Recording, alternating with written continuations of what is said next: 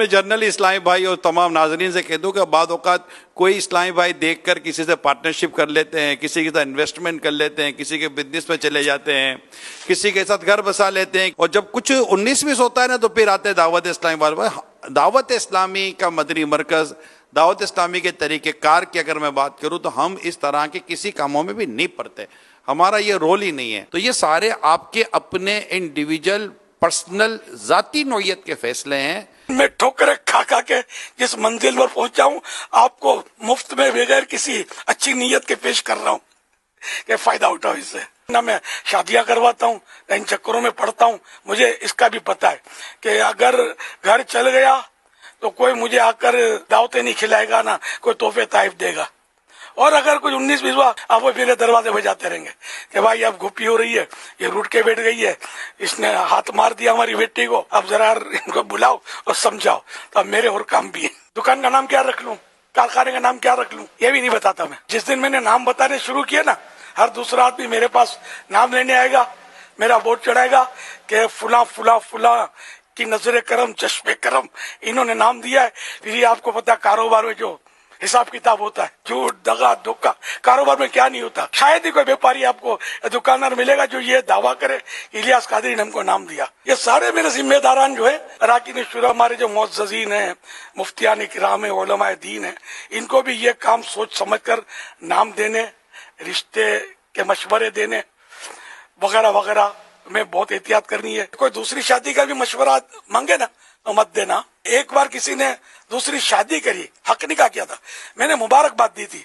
मैं ऐसा केश हुआ हूँ और इस्लामी बहनों में ऐसा हंगामा हुआ है, ये मैं जिंदगी भर नहीं भूलूंगा। ये बहुत कोई बरसों पुरानी बात है। कभी कोई मशवरा मांगे दूसरी या तीसरी का तो उसको मशवरा नहीं देना।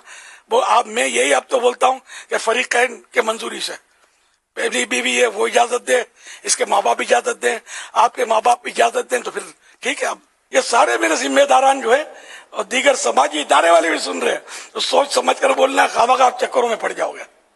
बस ये बोलो जो करना है फरीकैन की मंजूरी से करें, हम नहीं पढ़ते बीच में। खुद बहुत निकाह हुए, झगड़े हुए ना, इसके बावजूद मेरे पास कैसे मेरे आके लोग लड़े कि हम तुम्हारे साथ देखते थे इसलिए बेटी दे दी थी, ये तुम्हारा आदमी इसलिए बेटी देती थी, तुम्हारा मुरीद इसलिए बेटी देती थी, दावत इस्लामी का मुबल्लिग इसलिए बेटी देती थी। दुनिया बस है यार, जरा कुछ 19-20 हुआ तो ये गले पड़ जाती है।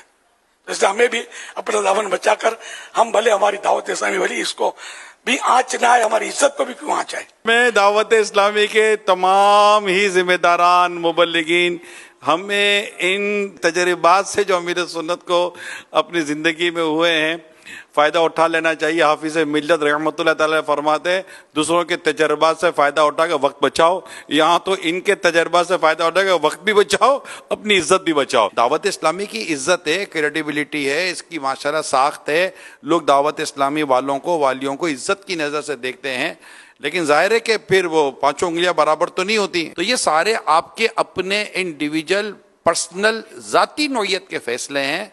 बिल्कुल आपस में कारोबार होता है, आपस में रिश्ते कायम होते हैं, घर आबाद भी होते हैं, कारोबार भी चल रहे होते हैं, लेकिन जब खुदा ना खाता 19-20 होता है तो फिर दावत इस्लामी को और दावत इस्लामी के जिम्मेदारान को हदफ पे लिया जाता है। आपके सामने बड़ा कैटेगोरिकली स्टेटमेंट है अमीर सुन्नत का कि हम ऐसा नहीं करते, बल्कि अब हमें समझा रहे हैं कि आप लोग ऐसा मत करना। तो आप भी कभी ऐसा कुछ हो जाए तो दावत इस्लामी के ज़िम्मेदारों और मदनी मरकज़ को या बड़ों को किसी चीज़ में ज़िम्मेदार ठहराने के बजाय मामले की नौयत को समझिए प्लीज़।